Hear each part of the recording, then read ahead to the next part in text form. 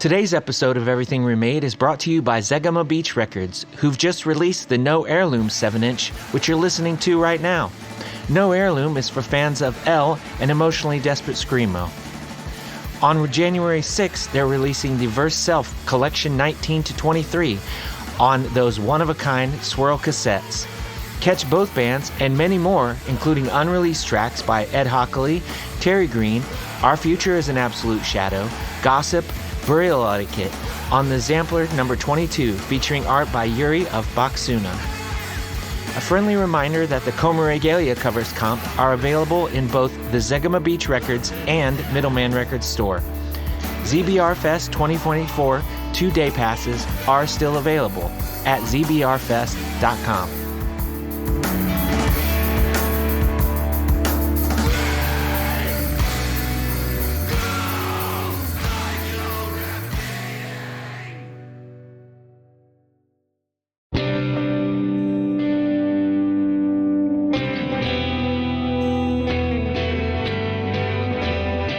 Hello, and welcome to Everything Remade, a podcast that I hope is about growth as much as it is about music.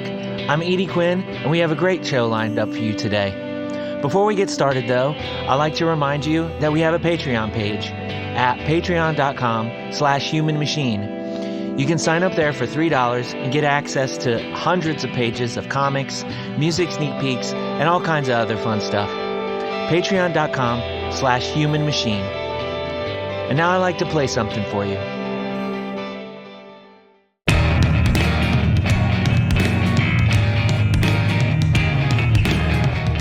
You're hearing In My Name by In Loving Memory, featuring my pal Tanner Olson on guitar.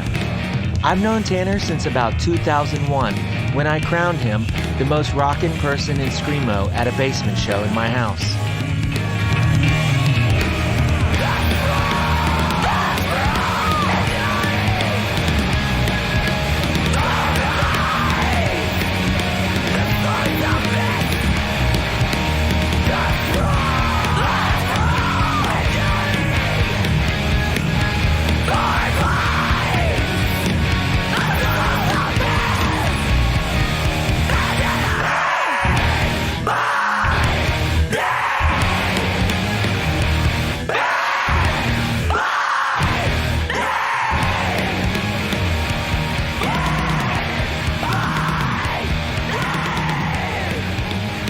I want to say it was probably something like Conway Twitty or Johnny Cash with my grandpa.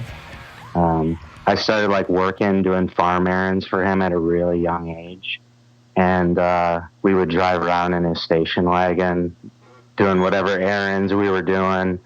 And he definitely was always listening to classic country like Johnny Cash and Conway Twitty. I can't remember a specific song, but definitely those two artists. And then my parents and my aunts and uncles were all into classic rock, so Led Zeppelin and Kiss. Kiss was actually my first concert that I ever went to. My aunt, my mom's youngest sister, took me to it. So those are my earliest memories of songs. I remember with my brother, we would once we became kind of music fanatics, we would call into the request line and get them to play the songs we wanted to play and be ready to dub them. And so we could essentially get all the songs dubbed because nobody was calling the request line. So at a really young age, just all the classic stuff, really. That's definitely my youngest memories of music. Yeah, my cousin and I used to do something similar as well. And then later on, it would be a different version of that, but it was dubbing the videos off of Headbangers Ball. Mm-hmm. It was as soon as Headbangers Ball came on, and it was you just ready to hit record. Sometimes you try to record the whole thing, but it'd be 2 hours or something, and you don't want all that. So yeah. Okay, so that reminds me there of a very specific memory of a very specific song. First time I ever watched Headbangers Ball. And it was I had to stay up late and sneak out and listen on to have the TV down to nothing Because, like, if my parents woke up and saw me listen to that, there was no way, you know? Yeah. So it was this whole thing, and I go out there, and, like, the first time I finally pull it off and I'm watching Headbangers Ball, Slayer, Seasons in the Abyss video comes on. And I was probably in, like, 5th, 6th grade at that time, and, like, I had never seen anything like that. It scared me, but I liked it. I was into the fact that it scared me, and it was so dark.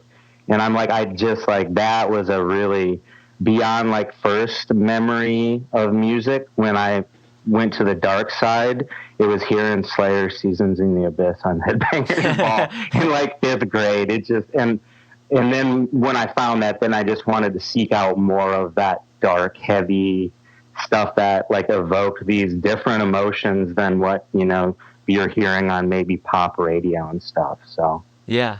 Yeah, because all that stuff was on from like 11 to 1.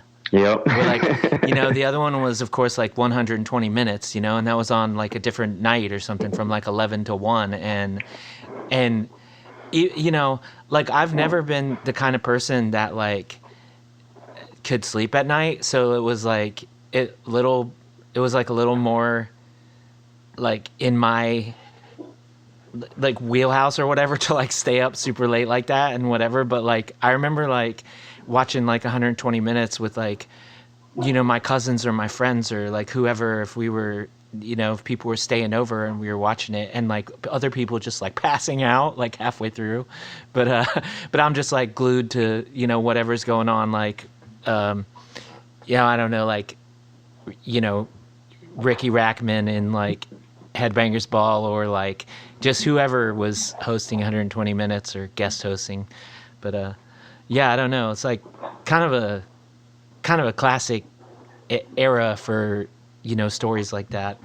Our whole friends group was doing the same thing. Like our parents had no idea what we were doing. We were sneaking out at night, and we were going to whoever's house we could like watch or listen to music at, or anywhere that we could like find counterculture, you know, because it wasn't easy to find back then. And like we were like once we got a hold of it, even in Sioux Falls, South Dakota, you know, it just kind of like took hold. And so we were always out sneaking out of our houses, going, listening to music, like listening to music that we weren't supposed to be listening to. Like, yeah. And it was just this whole like thing. And yeah. Did you have like, here we are now. Did you have like a record store or anything like that was like within traveling distance that like once you sort of like knew like what you liked and what you were looking for, that was like not necessarily carried the stuff but could get it for you? Or was there any kind of like situation like that?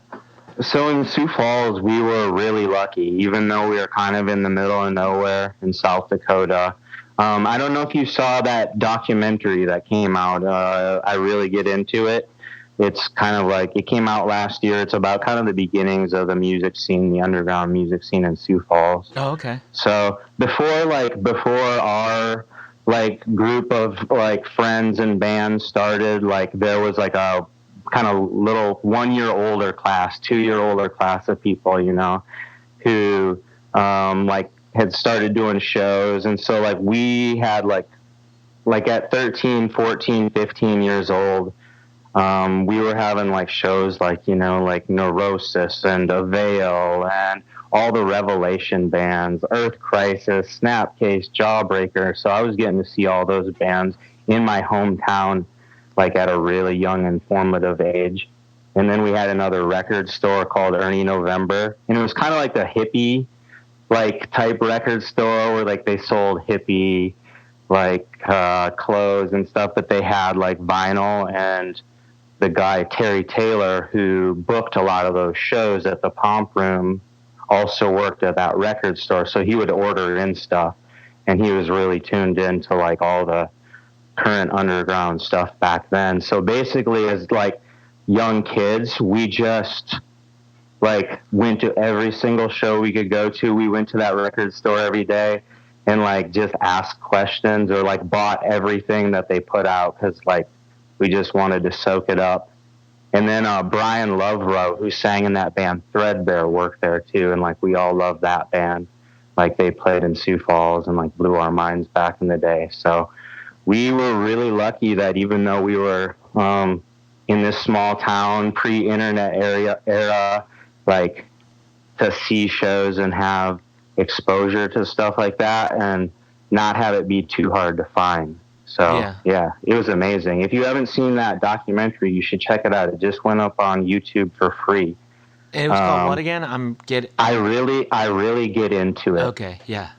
The Architects of Underage Sioux Falls DIY. It's got a longer title, but I really get into it. It's really cool. So that kind of gives the background of like the scenes that we all, like in the shows we were all seeing when we were like really young. And that's kind of what pushed us to start our own bands and start, our own, like we started a more DIY house show based scene that didn't really exist before.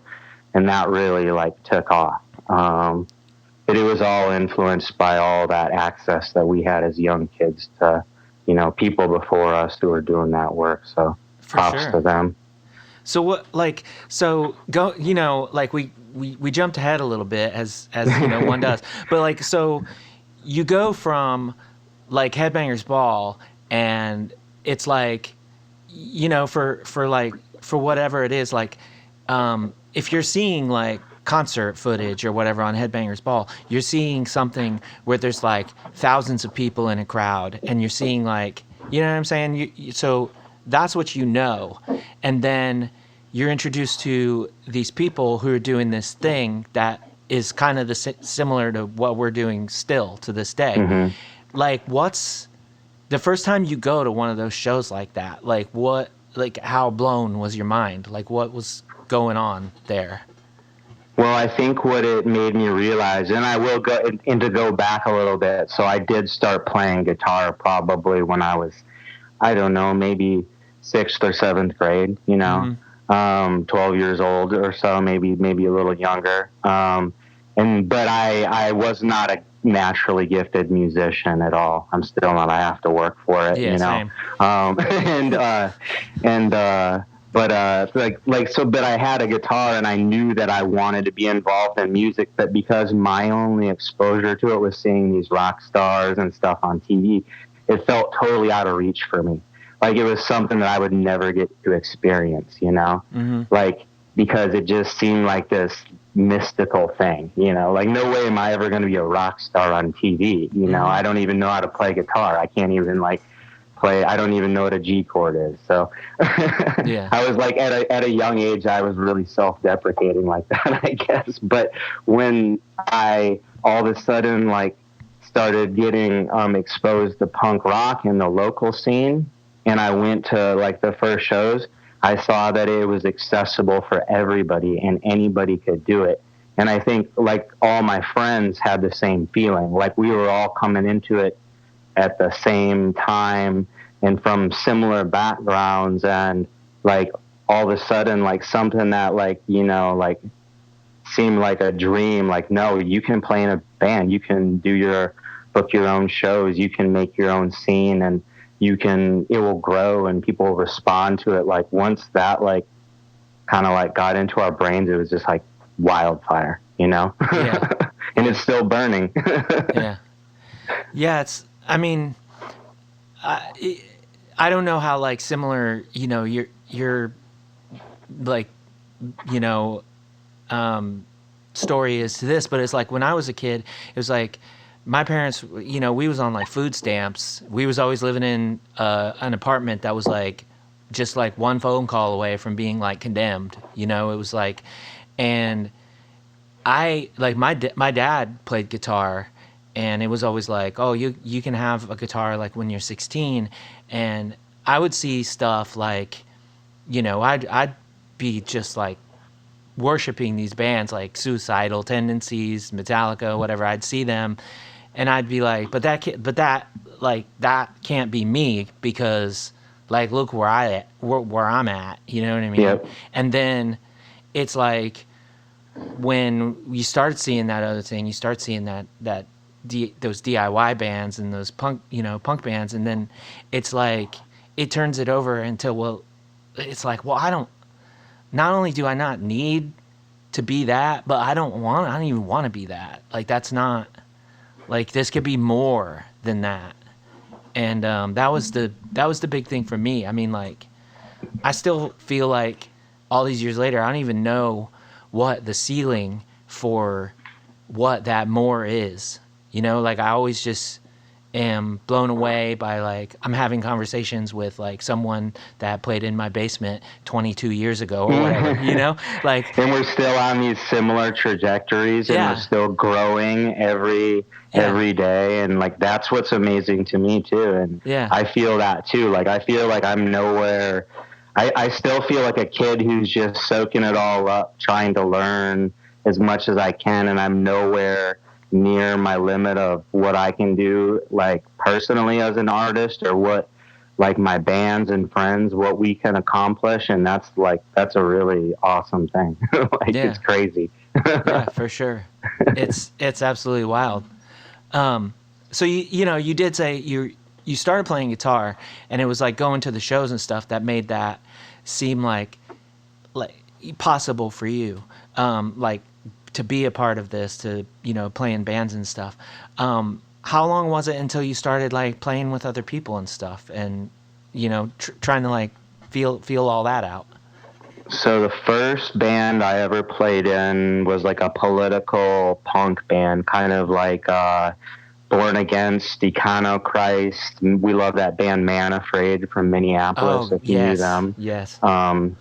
And like huge, I mean, that band is, Man Afraid is like, I mean, if you're from around here, but they don't really get talked about as much, but that was like such a massive influence back then, and to this day on all of us, like, because they were playing hardcore, but it was emotional and politically driven, and just like, and then just the tragic story with Mike, and just like that had never really happened with like anybody in the scene back then, and so it was a huge thing. But yeah, and I just sang in that band, actually. Were you the one that did the vocals on that reunion? No. So I played in a band called Transpire, and we were really influenced by them and like Born Against. So we were like, you just sang in the band? Yeah. Okay. Yeah. I thought we were still talking about Man Afraid, because I saw something about it. That would be wild. No, they were just a huge influence on like my first band that I played in. Yeah. And so and I just sang in that band, but I kind of dabbled with guitar on the side. And then that was probably when I was like 14, 15 years old, and we were all about the same age. And like, so we like got our shit together, and we were like, we opened for like Avail, and we opened for like At the Drive-In, and some really crazy shows like back in the mid 90s, like as young teenagers. And like a lot of those bands like were really stoked that we were like so young and going so hard, and like they would take us under their wing, and like whenever At the Drive-In would come through, we'd play with them in like Sioux Falls and Sioux City. And so yeah, like we were really lucky at a young age that the older people who are in like, not positions of power, but in really popular bands didn't gatekeep. Yeah. Like they were super open and accepting, and like would take us under their wing and show us what's up, and take us on tours. And we're just super lucky to experience that. So so that was the first band that I sang, and then I started playing guitar, and after that we started Spirit of Versailles, and that was just influenced by like what we were calling back then emotional hardcore, chaotic hardcore. Mm-hmm. And then we were Song of Zarathustra was probably the first Midwest band that really was like doing that sound, and so we were all super influenced by that band. And like from there it just kind of took off with that whole style of music and house shows, and just the community driven aspect, the support your friends band aspect to the scene. Like we really pushed that hard, and So, yep. Yeah, that's wild. I mean, I don't know.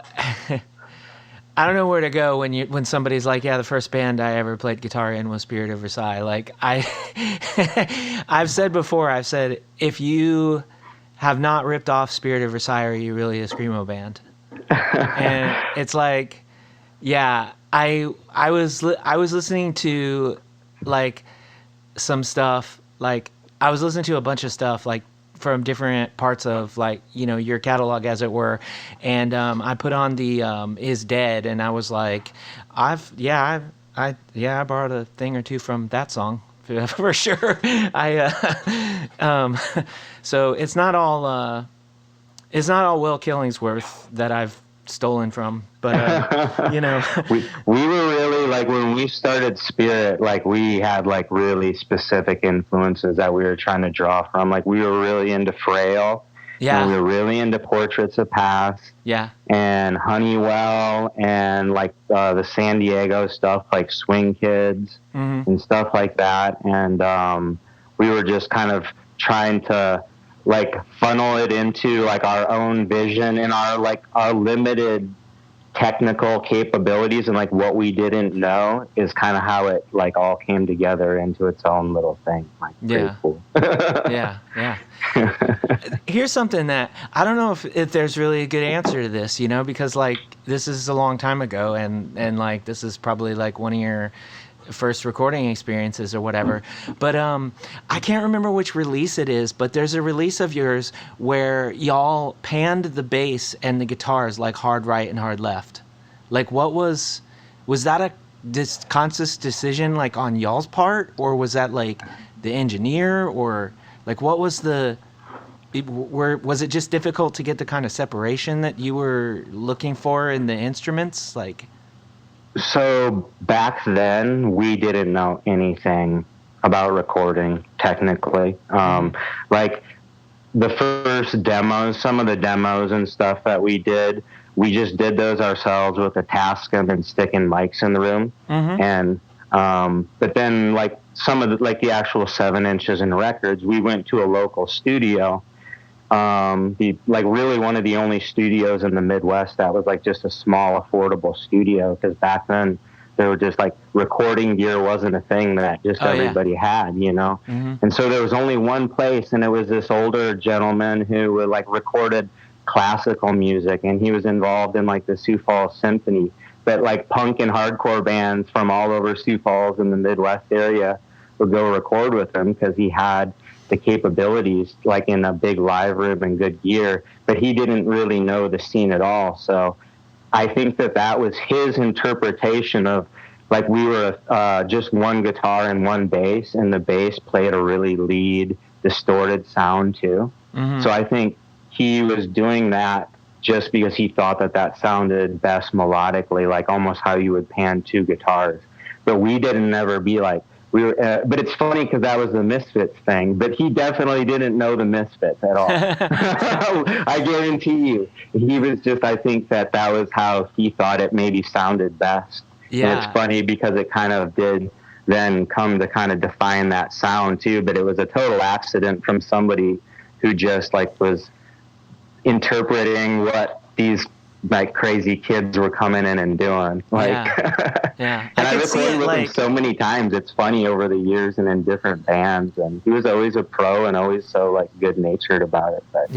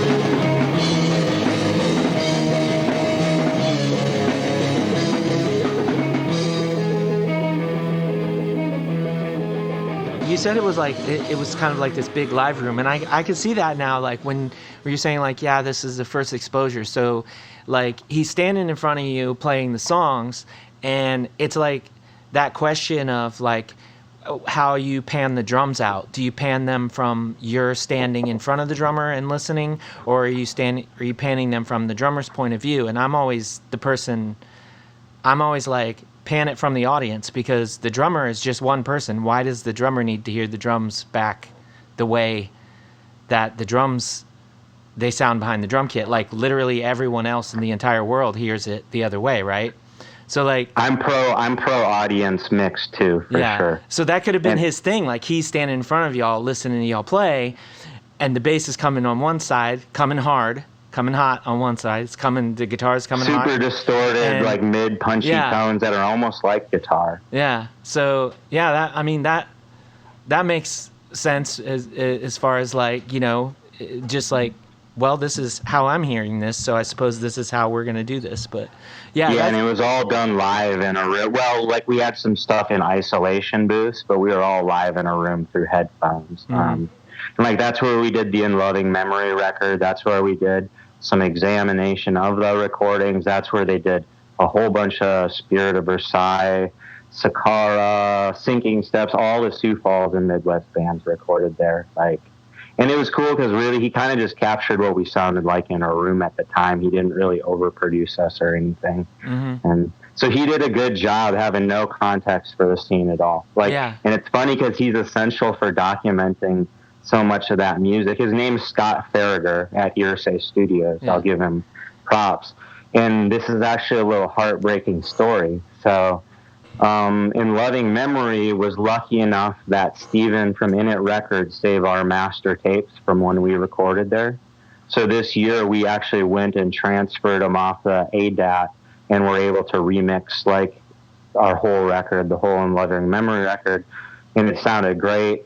And like there's so many bands who recorded there who don't have the master tapes, and I contacted him like last year, and I said, hey, I don't suppose you still have, like, you kept backup copies of masters of all that stuff? And he said, well, I did until about 3 or 4 months ago, and I shut down.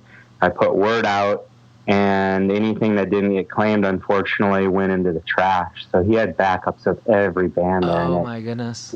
It probably all ended up in the trash, unfortunately. Like, yeah, just like a little bit late. Yeah. Yeah. That's I was like, I almost didn't want to tell anybody about that because like there were so many bands who they would love, I'm sure, to be able to go back and do that. But yeah.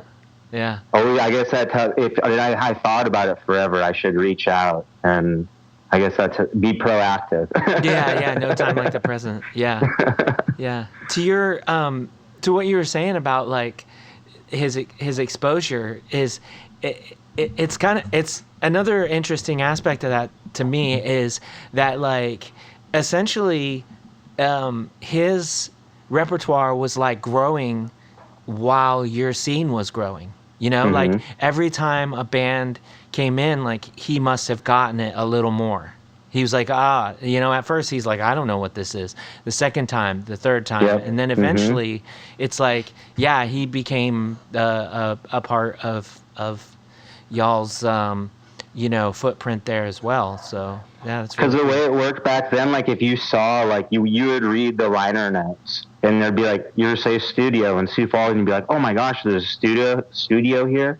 That's how we found out about it. Like I remember like, there was a band called Words Not Spoken that was kind of like screamy hardcore before us, and they recorded there with him, and it kind of like set the stage then, and everybody was like, oh, this is affordable, and again, we can do this. There's something that seemed so inaccessible when I first was getting into music. Like, oh, okay, you can play in a band now, and now you can record, and it's just like, it was like mind-blowing. And yeah, so we just like, and then you can press a record. You can screen print shirts. Like anything is literally possible. It's amazing. Yeah, it's wild.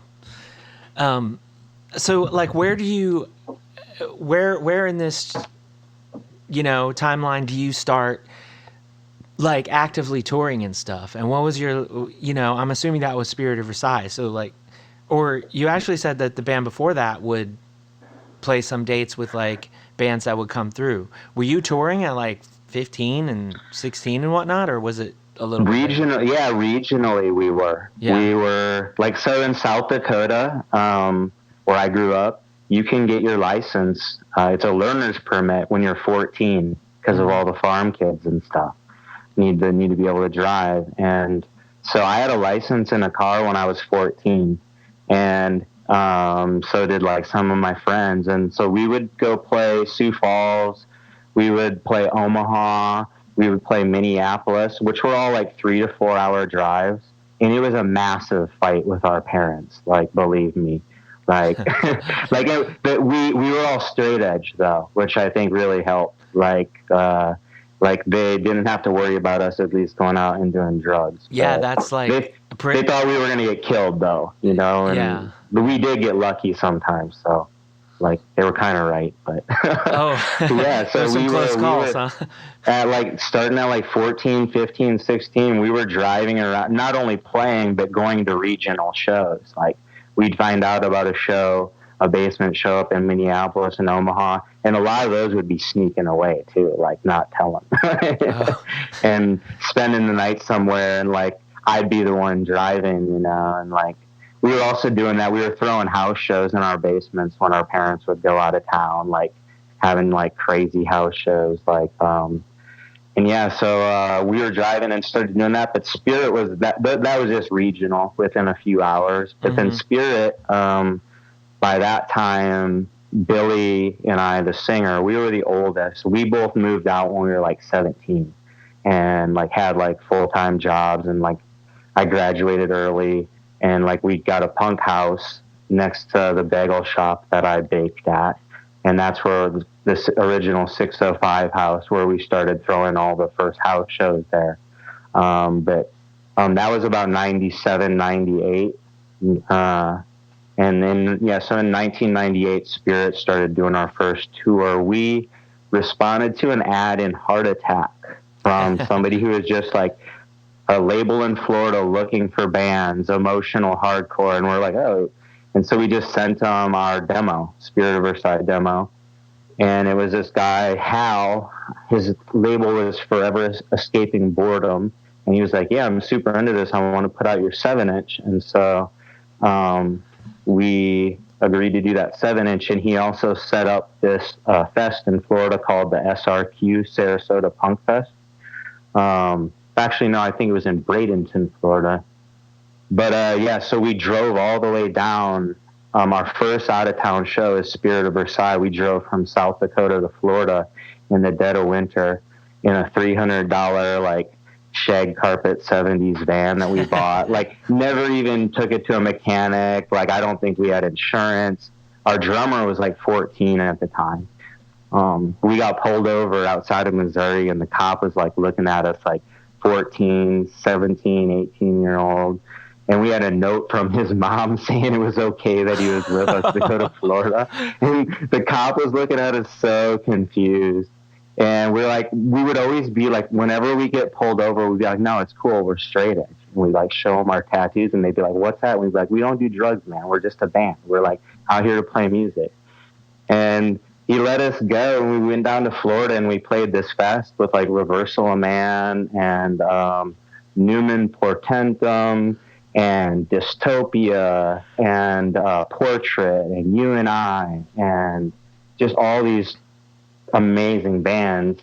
And it was just like mind-blowing, and like we got this crazy reception, and people were super into it. And so that was the moment, like, oh, we can do this, and we can now leave town and do this, you know. And like go to these far away, like foreign distant lands. Like Florida was like the South Dakota kids. Like it was warm in the middle of winter. Like it blew our minds. Like, and so that kind of started that whole touring addiction. So like after that, we set up a tour that summer. And since we met like everybody in Reversal of Man down there, they like put us on a bunch of shows that they were doing with the Combat Wounded Veteran Tour.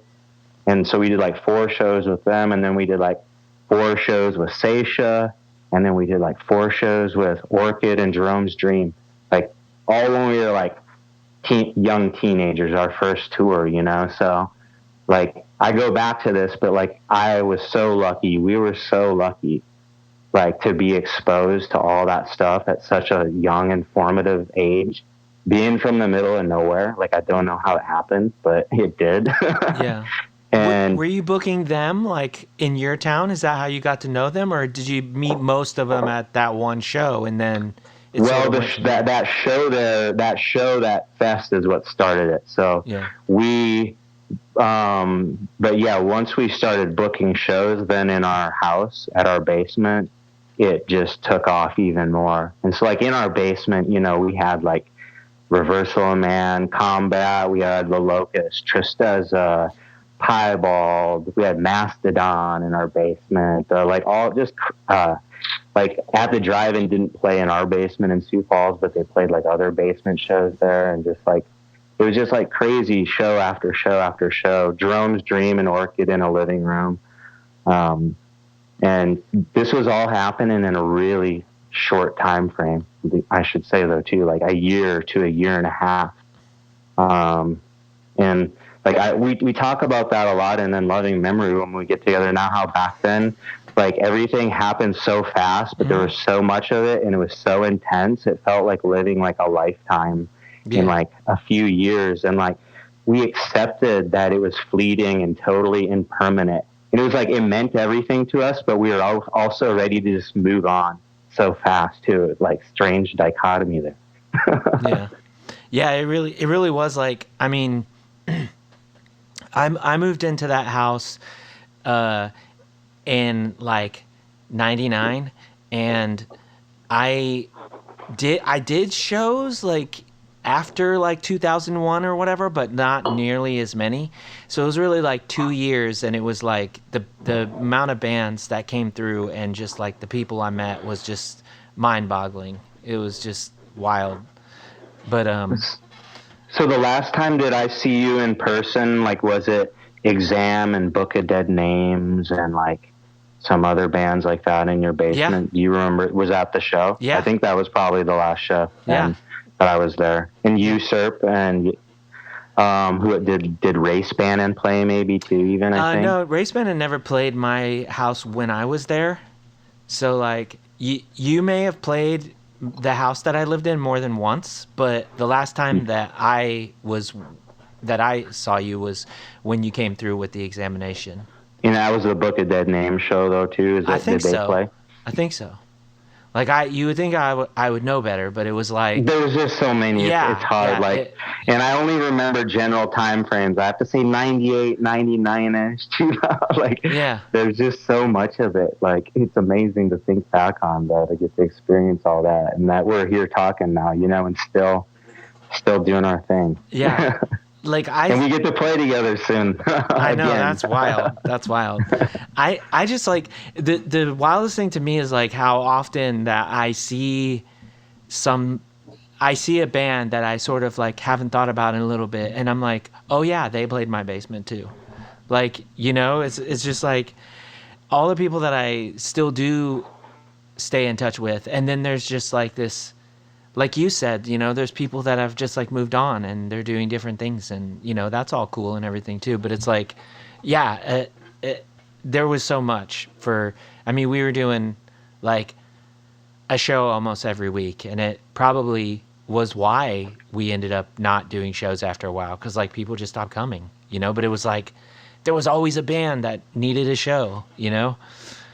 You can only go that hard for so long before you know, burn it out a little bit, and then have to like reset and come back to it. And like for me, it took a really long time. Like I was always playing in underground adjacent heavy type bands, but you know, didn't ever have an opportunity to come back to this until in Loving Memory got back together, played, and like then doing that and just reconnecting with this scene again, like in the modern sense, has been like amazing. Like it gives me so much inspiration, like to see what like the younger kids are doing, and they just like remind me totally of ourselves back then. And it's like nothing. I don't feel like when we like go play, like we played in Philly last weekend, and it was so awesome. Like like they didn't treat us like we were old people. They were just like accepting and like, you know, we're part of this scene now. And like there's so many good bands out there too. Like it's crazy. Like, Yeah, absolutely. Like it really, and especially really in the last like couple years, like there's been just like, you know, people that are like under 18 and stuff, just really like getting into it and you know, making bands that are way better than any band I was in at that age, you know, but like, yeah, it's really inspiring. And like, yeah, we didn't get to play that fest in Philly. It looked amazing, but we got to play a couple this summer, and it was, yeah, I mean, it's just like such a validating experience to just be like, well, like, and I mean, nobody even cares about my bands from back then, so that's a whole other story, you know. It's just like I'm just this person that kind of, to a lot of people, I'm just this person that kind of popped up like 10 years ago, and I'm older than a lot of people, but it's just like, yeah, nobody's like, oh, you know, like everybody's just cool and everybody talks on the same level, you know, whether you're 16 or whether you're, you know, much older than that. I think they're having a lot of the same experiences that we were having back then, and so that's like why there's like the kindred spirit thing going on. Because I mean, like, I'm sure it was like this for you back then in Sioux Falls, like, and like we like going back to like when we moved into the first 605 house and that punk house, then it kind of gave us the idea that like we didn't have to put up with our parents' bullshit anymore, and we could just move out. And so like everybody who lived in the houses and played in those bands back then, we were all like escaping from something, you know, and finding support and empowerment and acceptance in that scene. And like, I think that that's like the same thing that younger generation is experiencing now too, you know, all over again, unfortunately. Yeah. So, you know, we were sort of at Spirit of Versailles on the timeline. I'm sorry, I probably derailed the conversation. No. This is I'm the like way... a hermit farmer, so I don't talk to people that often. And when I do, I just like, ooh, the tidal wave. This is what we're here for. It's yeah, I if I didn't do this like every week or whatever, I would hardly talk to people too, because I deliver food and I have my children and I love my children to death, but sometimes you want to talk to people that aren't your children, you know. But yeah, it's we were at Spirit of Versailles, and the thing is, like, I said I was listening through some of your discography earlier, and like I just totally was like, oh yeah, he was also in Eclipse of Eden. Like, I totally went over that one, and like it's just wild. You've been in a lot of really awesome bands, and I would love to spend 30 minutes talking about every single one of them, but we'll just kind of go through it. So, Eclipse of Eden, and then The Examination. And we talked about that before. That's sort of where we met and stuff. Now, you talked before about, like, you know, Slayer was like one of the first bands, and you've mentioned Neurosis. And I don't know on the timeline. I'm not, like, I have listened to a lot of Neurosis, but I have not listened to Neurosis a lot. Like, let's put it that way. So, like, Examination of when I was listening back, I was like, oh yeah, this band is one of the bands that I can first remember embracing that, like, longer, like, slower, heavier parts, like, in adjacent to the other stuff, right? And obviously, like, Neurosis is known for that, like, at this point. I don't know where on their chronology Examination is, because, like, they obviously weren't like that in the beginning either. So, like, I was kind of like, this is one of the first bands that I, like, there's a lot of bands like that now. And I was just wondering, like, was that something that you all were seeing a lot of and taking influence from, or was that just a direction that you were like, we've kind of done this, like musically, like you and your peers or whatever, like let's do something that's more like this, like, or was it just part A and part B?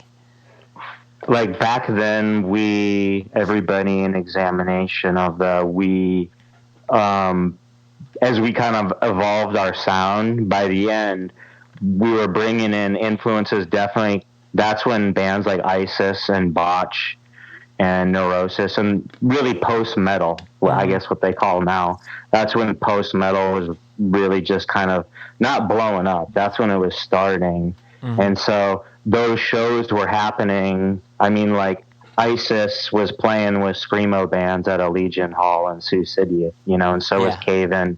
And, like, Examination of was playing with, like, Converge and American Nightmare and Thrice. And, like, there was huge crossover. Because in the Midwest, like, back then, like I said, it was cool. There was no gatekeeping. The shows were really diverse. And, like, if you were playing in a band and, like had your shit together on, like, a small level, you could get on cool shows. And so, yeah, there was a huge crossover like that. But we definitely, like, from bands like that kind of playing the DIY scene, we were all just about absorbing any influence that whatever was cool to us and whatever sounded good. And, like, I remember the first time I was talking about this with some friends the other day.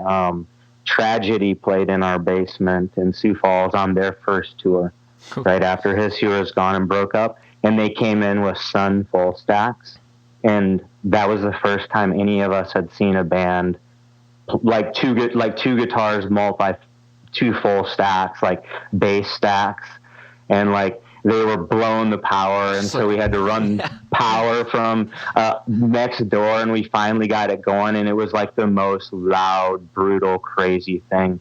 And so then we would see that, and Todd was like, yeah, you can get these things for like $50 at pawn shops. And so, like, we started scouring pawn shops, and so, like, and it was the same thing. Like, Reversal of Man came through playing the VH140C Ampeg, and they just were so loud and was so heavy. And we're like, oh, you got to get that amp. And so it was just really, like, influence upon influence and just trying to learn and suck up anything we could. We were just like sponges.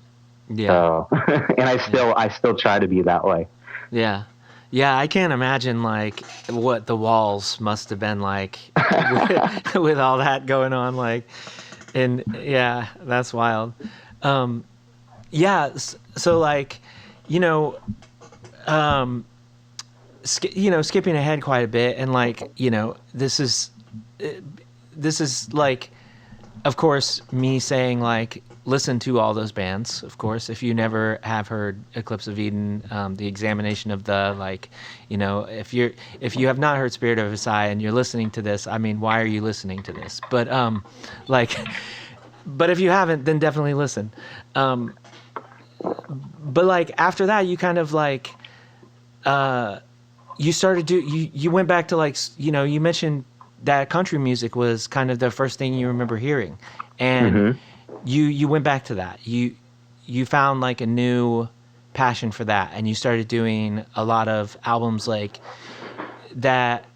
As far as I can tell, they're kind of solo, but you have, like, friends jump on, and I actually tried to go back through that and listen to a bunch of that today as well.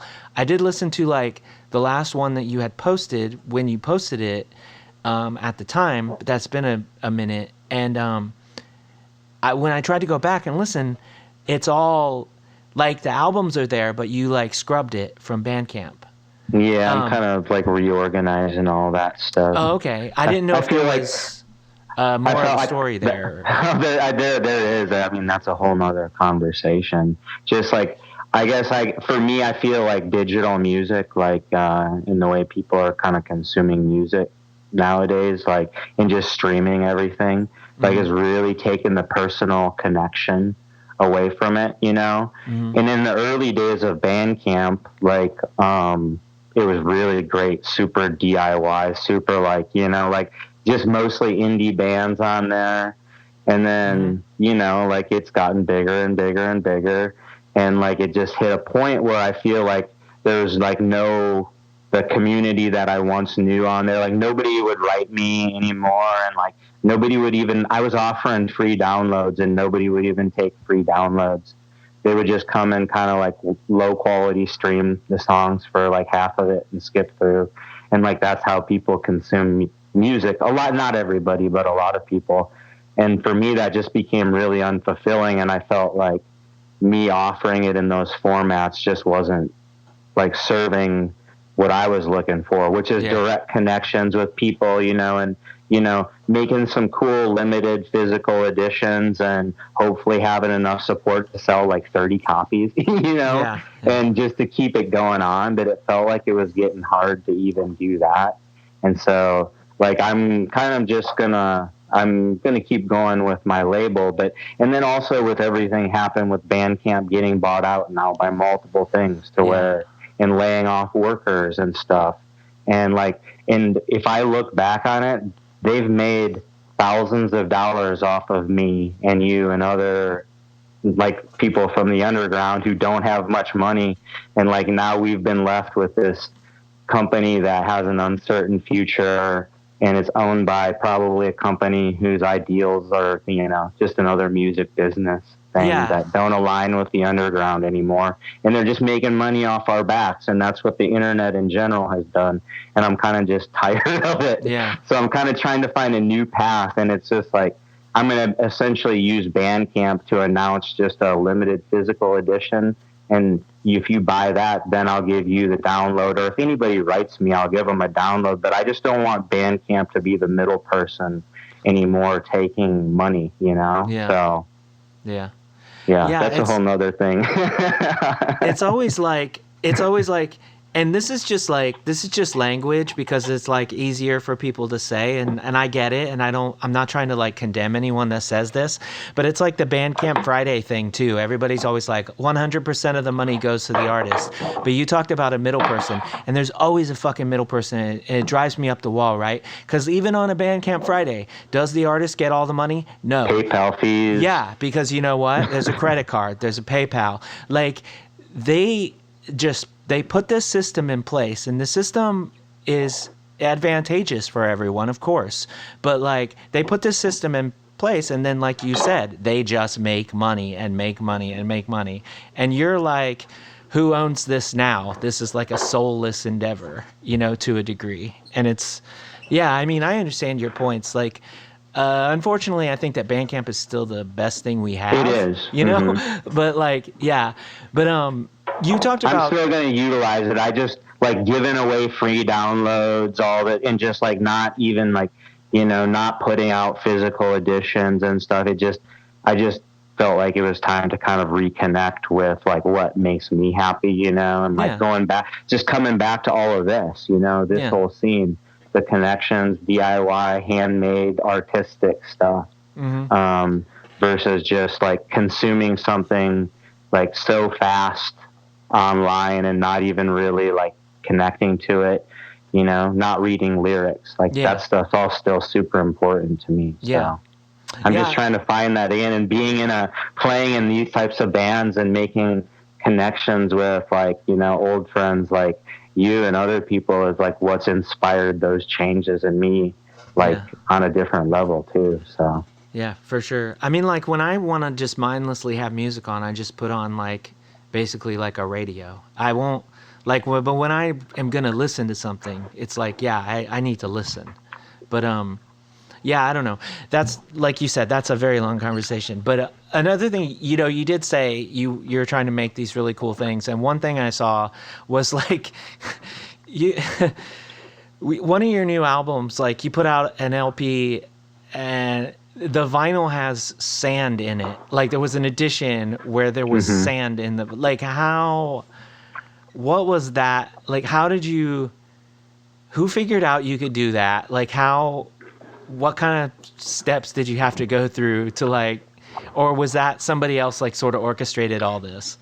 So the label called Den and Wax put that out, and they orchestrated everything, and had the idea like that release was originally just like a DIY CDR release with handmade packaging that kind of looked like the LP, and so they kind of just reimagined it into the LP. But I can tell you how they do the Sandfield thing. Because when I lived in Nashville, I worked at United Record Pressing. Oh yeah, and we did all those crazy third man records and stuff. So for the filled records, they pressed 2 single one-sided LPs, like an A and a B side, and then they put whatever in the middle, and then they like glue the edges together and kind of smooth them out, so it looks like one record essentially. So yeah, it's 2 single LPs and you put whatever in there, but you have to really like seal it up, because like if you put like liquid in there, it can like leak everywhere and like make crazy messes. And yeah, but the person who did that, for that, I think his name is Romanus, and that's like what he does. He'll do like a small crazy version of an LP for whatever release that's just really inspired by the music and the sound of the packaging. So yeah, super cool. I was really stoked about that. Like, yeah, that was wild looking, and yeah, I've seen some of that third man stuff, and I mean, it's good that he got his own pressing situation sorted, because he was like holding URP up for like 2 or 3 years at a time. Oh man, they would literally like be like, "Hey, just finished the new Dead Weather. Just turned it in now. We need 200,000 copies in a month." Yeah, you know, like on presses that are like newer than like 1970. Like, yeah. I mean, like doing like when I was working there, when vinyl really started to boom in like 2014, 15, 16, like, and like Lana Del Rey wants 250,000 copies of her record, like, and like they would just demand it, and like, you know, the bosses would make you do it because like they had the money and the power. And but I will say, I absolutely, because I was in charge of doing all the test pressings and getting all that stuff done, I absolutely moved punk and DIY and independent releases into the front of the queue against bosses' wishes all the time. And if friends' bands had their records came through, I'd turn that stuff around quick because I hated that shit. You would just be like, look, it's just 500. Yeah. We'll get these 500 out, no problem. Then we'll get back to, Lord or whoever. I did all that. Britney Spears, Beyonce, Taylor Swift, 1989. Oh my gosh. Yeah, that's wild. I think sometimes like about how like, every record that I see on Instagram with like the words Coma Regalia on it, like almost every record has like been in my basement, and like I've physically put that in a package to go wherever, and like that's that times like 1 million. Like when you're talking about like Taylor Swift or whatever, where you're like, yeah, I pressed those, like, yeah, it's wild. It was a really good. It was a really good experience, but again, it had a shelf life because they just worked us so hard. Like we ran 7 days a week, 24 hours a day. Wow! And we would press 35,000 records a day. Like wow. Edits. Like, I mean, that was maximum. Sometimes we'd like make massive screw ups though, like wrong label on the wrong side of like Justin Timberlake, and 25,000 records would have to get recycled and scrapped and pull the packaging. It would be crazy. Oh, wow. Yeah. But yeah, it was a fun experience. But I didn't like dealing with the major label people were like not respectful to workers, of course, really abusive, demanding, entitled, all the things you can imagine. Yeah, for sure.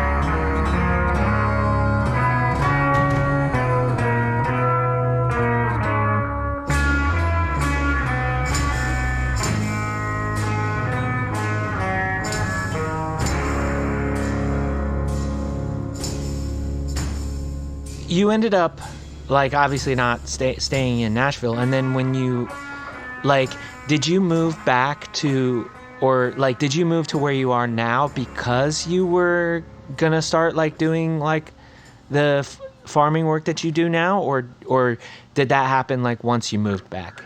Well, I guess kind of going back to your question before, like when I kind of got into country and folk and bluegrass, like I moved from, I lived in Colorado for a while, and then I moved to Nashville, and I went to school there for like music technology, audio engineering. But then I also took like songwriting classes and basic theory and publishing and copywriting, kind of just learned everything, you know?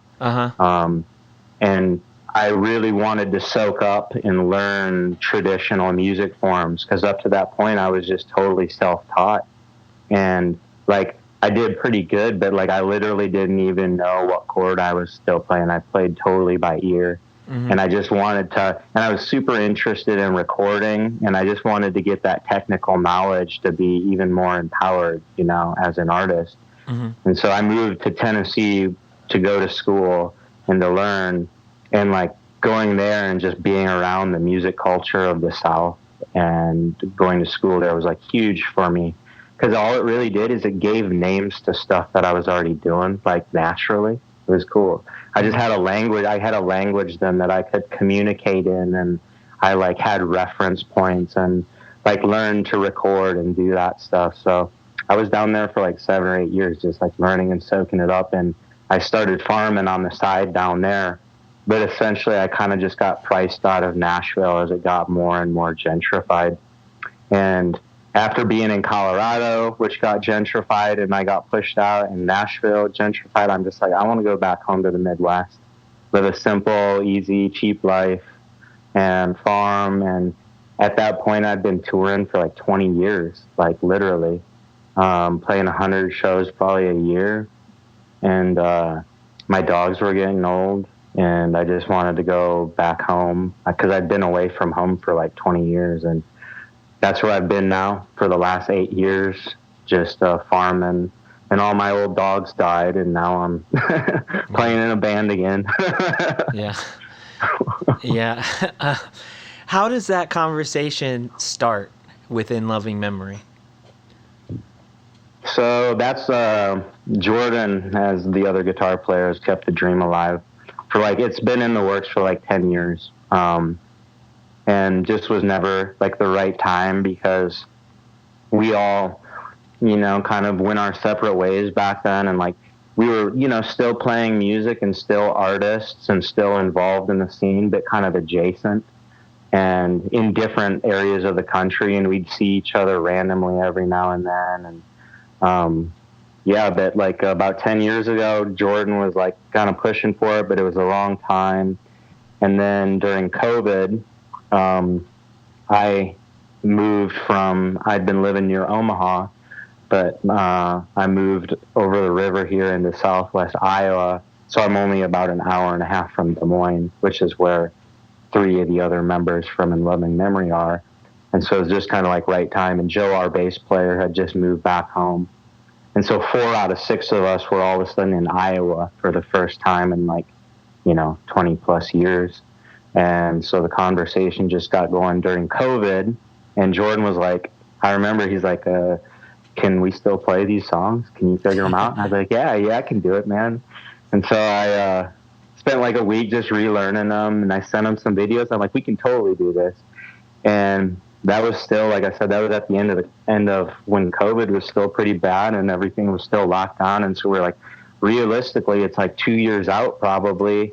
And we were talking about how that seems so far away, and we're like, yeah, it'll be here in no time though. And now here we are, you know? Yeah. So yeah, it just kind of started just like from just online conversations, and we have a group chat going on Facebook Messenger. And we just like, you know, do a lot of like, we're always, you know, in communication with each other online, and we've kind of embraced working on songs virtually and doing demos and sending stuff back and forth, because we can only practice in person limited times. And it seems like you kind of do that same stuff like with your like recording projects, and like I wanted to say, I want to throw this out there, like, to you or anybody listening, like, I love No, just to me. collaborating. Just me. I love collaborating. I love working on stuff. Like, I'm mostly a guitar player, but I can do lots of other stuff. I got keyboards and drums, and I Yeah, can let's sing do and something. stuff. So That'd be I'm fun. all about collaborating and just, like, you know, like, always being creative. And, like, I'm recording every day on my own anyway, you know, like, just like what I do for fun. And I love doing it with other people, and creating like long distance projects is pretty cool. So Yeah, for sure. Did you think that, like, did you have any doubt, like, in, like, when you go from playing, like,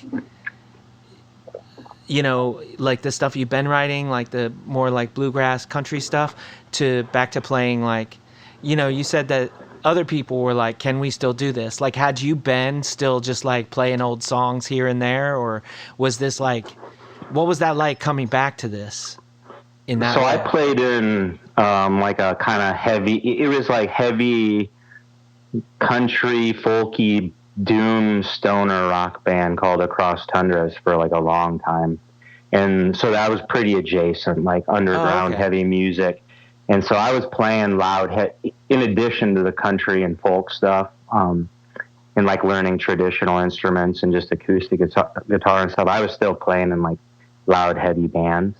And at like band practice, I would always like bust out old screamo riffs, and everybody else would be like, "What's that?" And I'd tell them about like the scene and stuff and those bands. And so like it's always been there, like in the back of my mind, that it just had to be the right opportunity, you know. And when I left Nashville, like after getting all that experience, going to school, working at United Record Pressing, like touring heavy, like, and like by this time playing more bar shows and stuff, like doing that kind of circuit. Like I was very disenchanted because of my roots, like in DIY punk and hardcore, because the business aspect of it just sucks all the fun out of it. And when I came back here, I was like, when I connect with music again and when I get back into it, I'm doing it the way I used to do it. I'm not going back to, I'm going to take what I learned from there, you know, because I did learn a lot, but I have no interest in being involved in those type of, in the music business world. I just want to do it like, because I love it and it's a passion to create with my friends, and anything good that happens, you know, when you're doing that, you have expectations, and then like the expectations can ruin like the creative process when it doesn't go exactly how you think, or you don't get what you think you deserve. And that's just a toxic mindset that when I was in Nashville, even though it was really positive, I saw myself falling into that trap. And I was like, I gotta move back to the Midwest and cut that out. And I have, and I'm so much happier now. That's so awesome. Like, in loving memory, it was just the perfect situation to come back to it. And especially because, like all the other bands I played in, I felt like we kind of like had our run and got to do quite a bit of stuff. But within loving memory, they're a few years younger than me. And so like I had already been touring and experienced that and like wanted to do that, but they just couldn't. We toured around the Midwest and stuff, or we'd go out for weekends, but like they just couldn't go out like we were doing. And so that's kind of how Exam started. And so I kind of am responsible for, in loving memory, breaking up the first time, because I moved back to Sioux Falls and we started Exam and, started touring really hard. So in loving memory, we really had like unfinished business. And we had all these things that we didn't get to experience together. Like, you know, we got to play a lot of great shows, but we never got to play like Philadelphia like we did last weekend. Yeah, so I saw that was finally, the first time. I was like, that's do wild. These things as a band for the first time, like that feels really right. You know, it doesn't feel like this forced reunion or anything like that at all. Yeah. Well, another thing I was going to remark on too is that I don't know if y'all had like a show or you know, like maybe even a couple like, oh, we're back shows or whatnot before that. but you know, a lot of bands that are doing like these reunions and stuff, and they're on a strictly like no new music basis. But Hmm. that was like the first thing for y'all was like we're putting new songs out, like, Hmm. and like how important was that to you or the rest of the band, if you could, like, if you know can speak on that, that you like not only like come back but you like you're ready to like write new songs and stuff. It's funny you bring that up because it's something we're constantly talking about. Like, just, with our creative process and trying to be intentional and true to everything. And when we came back, like what we kind of decided is that we didn't want to be a reunion band. Like at first, like that was kind of the general idea, but when we got together in a room and played, and it clicked so fast and it felt exactly the same as it did, we knew we could do a lot more, and everybody was really motivated to do that. And so we wanted to just be another band like in the scene. And if you look at what bands in the scene are doing right now, they're just like they're releasing split 7 inches and split LPs, and they're like collaborating. And so it's important to us that like, um, we're like part of the scene. And that, again, going back to like when we played Philly, um, about a week and a half ago, like we went there and we didn't know what to expect. We have no idea. Like this is all like blowing our minds that people still care, and not only care, are like super passionate and supportive and like so nice to us. Like, but when we played there, like the response was crazy, and everybody was just like so into it, and it was such an emotional experience. Like, and like we didn't know what to expect, and like feeling like we were accepted, by that new scene was just a really powerful thing for all of us. And I think that a lot of those maybe bigger bands that are reuniting, like, are maybe like they're good, but maybe they're a little bit disconnected from that. And I don't know. Yeah, I mean, I think that bands like Page 99 and Satia, that I mean they've come back and they've been like, we recognize that people want to see this, and we're gonna take all the money that we make like and put it towards something Mm-hmm. awesome. And I have like nothing but great things to say about that aspect as well. And like, I'm not like it's a weird thing, right? Because you're talking about like there were shows back in the day where any of our bands would play, and there'd be lots of people there, and the feelings are all like how we've been describing. It's like all this camaraderie and like togetherness and stuff. But then there's like so many other shows where you're just on tour, and it's just like everything is weird. There's not anybody there, and so the allure, like, that somebody cares about the music you made and there would actually be people there to watch you play, like, I get it, like, because you're like, finally somebody cares about those songs that we wrote or whatever, like. So this is never me saying like there's like like not like that I don't understand why people would want to do that, but like, other than like, you all in Jerome's dream, like, no one's like putting new songs out. And like, Mm-hmm. I guess sometimes it makes sense because sometimes like it's not always that great, but like, I mean, Portraits of Past is like the exception, right? Mm-hmm. Well, I mean, City of Caterpillar also released a very good new record, but yeah, I don't know. The longer I think about it, I'm like, no, people are putting out good songs, but mostly it's just, yeah, like bands will come back and play their old songs, and that's awesome that people that didn't get to hear them get to hear them.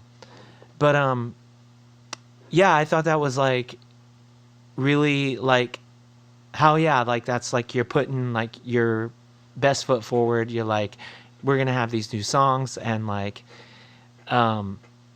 it felt like, in a lot of instances you didn't miss a beat, which was amazing.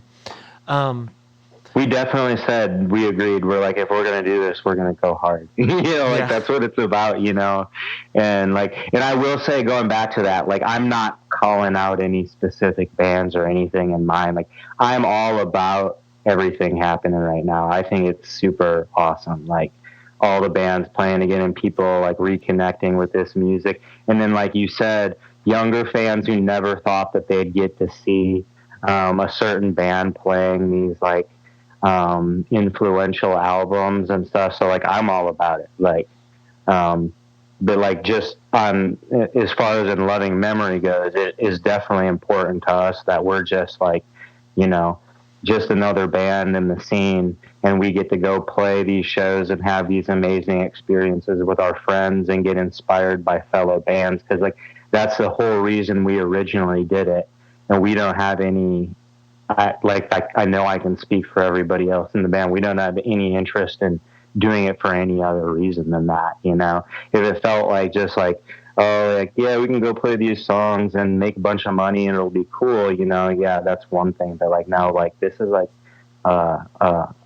definitely very passionate, emotional, like kind of life affirming thing for us to like come full circle back to this. And like, then the response and just having support from people is just like mind blowing. Like, that people still care and remember and like, Yeah, I don't know. I lost track of how many times I just started crying. Like at the last show we played, I was just like, "This is everything," But yeah, it's been awesome chatting with you. I try to keep these about an hour. I've been doing terribly at keeping them at about an hour. How long have we been talking? It's like we'll be at about an hour 15, but but I just like, yeah. You and I ramble way longer. Yeah, same. You and I will get to talk again in a couple months, and that's going to be fun. But it's also the first time that we've played Indiana in like nearly 5 years. I was going to say, it seems like a big homecoming for both you and Usurp. Yeah, that's really exciting. And like, again, it's just coming, but like, to me, coming back and having these experiences again and having them feel like exactly the same way that they did way back then. And it's not forced. It's just natural. I think that's what's really like surprised every one of us, like in loving memory, is just coming back to it. It just felt so natural and everybody seems the same and like nothing ever changed. And like, it's a really beautiful thing to relive that again. So yeah, I mean, I can speak for myself that it is definitely like nothing changed. Like, I'm still bad at guitar. I'm still bleeding and crying everywhere. Probably falling on the floor. Yeah. I hit the deck a few times last week in my mid 40s, and I'm still flailing around on the ground with my guitar that if I broke, I would be in tears. Yeah, absolutely. I can't afford that. I can't afford to break guitars anymore. Back then, I would get them from the pawn shop and like kind of abuse them, but like not anymore. Yeah. I mean, I don't have a guitar that is like super valuable, so but I do have one guitar, and I used to never play it at shows, but I've been playing it at shows because it's just like my favorite guitar, and it's a guitar that my wife bought me. It's just like a Epiphone SG. It's like a $250 guitar, but it's like, I don't want anybody else to touch it. It's like the guitar means the world to me, like, and like, yeah. So it's not that I couldn't, like, well, right now I can't afford like jack shit, so I could not afford to replace it. But it's like, not that, oh, it's a $2,000 guitar, I couldn't. It's just like, it's irreplaceable, like, because of sentimental value, I'm pro SG player too. yeah. I mean, I don't know. I think it's easy on my back. I like how it's light. Like, I'm kind of small, so like, absolutely a Les Paul hurts me if I play it for too long, and I can't swing it around. and like, I just think that SGs are just, I don't think they're underrated, but it's like, people don't talk about why people play them. And that's just like, to me, it's like, if you were like, I kind of like Les Pauls, but I also kind of like Tellys, it's right in the middle. Mm-hmm. Like for me, like that's what I hear. I'm like, that's right in the middle. And I don't know. Sometimes I play another guitar on a record because I feel like I should. Like I shouldn't play the same guitar out of both speakers or whatever. And you can get that different tonal characteristic that way. Mm-hmm. I do like that, but then also there's always a part of me that regrets it. I'm always like, yeah, but did I have to do that? Like, I could have just had this going on, and it would have just been like, but yeah. Anyway, like we'll have to talk music production and do some collaborative work. We'll do after we get done talking here, because that's like I love doing that stuff, and I love hearing other people's techniques and processes and like reasons why you do stuff. Like I said, I'm just trying to be like a sponge and soak it all up, and then take that and filter it in my own fucked up vision. Yeah. And I have like absolutely no like actual knowledge. Like it's all just like we got the computer and the stuff, and I just started doing it and kept doing it. And so like it's interesting to me when I go back like chronologically, and I'm like, I feel like, and I hit the ground running like pretty well, and then I tried a bunch of stuff that didn't work, and then like I got to where I am and I get better. But like, yeah, I don't know. It's weird because like I don't really know anything. I don't know what I'm doing. I just keep doing it and learning. But yeah, keep tweaking, keep twiddling knobs, and it's I so still fun. have a super lo-fi setup. I don't have anything crazy. Like really, what I've found is like the EQing is everything. Just like to really get a good mix, like really learning how to EQ specific instruments and like distorted tones and learning where they reside. Like that's really helped me a lot. Like, cause like you, I just started just using my ear and twiddling knobs, and like you would kind of learn little things, but like you kind of develop your whole own style that way, and it's really cool, like unique. So I've definitely like listened to a lot of your stuff, and I've gotten the same vibe. I was like, it sounds like you're doing a lot of the same stuff that I'm doing here on my own. So like, it's good that we'll connect more about that in the future for sure. Yeah, that'll be awesome. Yeah. So, as we're wrapping up here, like what do we need to like know that's coming up in the future? Like what, do you have more recordings planned, or like, as far as like your more solo stuff, like what's in the pipeline for the next, like, just say year? So like right now I have like 2 weeks of downtime for the first time in like forever. And I'm actually getting ready to move to a new farm, closer to Des Moines in the next month or two here, which is going to be nice to be even closer to where ILM is at. But then I also have like right now I kind of live in a small town, and I have some farmland outside of the city, and I have to drive back and forth. And like now I'm going to like be living back on my farm again, which is what I always did before. And so I'm going to be doing that. And In Loving Memory is going to be really like as busy as we can be given our schedules for 2024. We're playing those shows with you and Usurp, and we're recording like 4 new songs. I guess I don't know if I can say it or not, but 2 of those songs are going to be on a split 7-inch with Widow Dust. Oh, sick. And we're doing some dates with them in California in August. So like those shows are going to be In Loving Memory, Ulf, Widow Dusk, One Way Mirror, like all the California, Here She Lies, all the California Screamo bands. So like that's we're going to be just kind of doing some weekend shows and some fest shows here and there, and we're just going to keep recording new music when we can, and trying to be a part of like this scene that's like going off and so inspiring right now. Yeah, for sure. Well, yeah, that sounds awesome. Is there anything else that we should chat about like before we take off, or? Well, I mean, like, we talk about this stuff and like our personal lives, and like, for the last year, like things like have been going pretty good, like in my life, reconnecting with this, and like they were hard before that, like losing like some pets and friends and stuff. And, you know, I always just try to be, cognizant that, like, you know, like we can have these positive conversations, but there's a lot of really horrible stuff going on in the world. People who don't even have like the idea of like playing music and playing in these supportive scenes is like the furthest thing from their mind when they're getting bombs dropped on them. And, you know, our country and where we live and our tax dollars and all that stuff is complicit in it. And being mindful of like where you spend your money and direct your energy and what you support, like it all really like matters. And like, yeah, like there's a lot of heavy stuff going on that like weighs heavy on me right now. And like thanks for doing that comp for Gaza.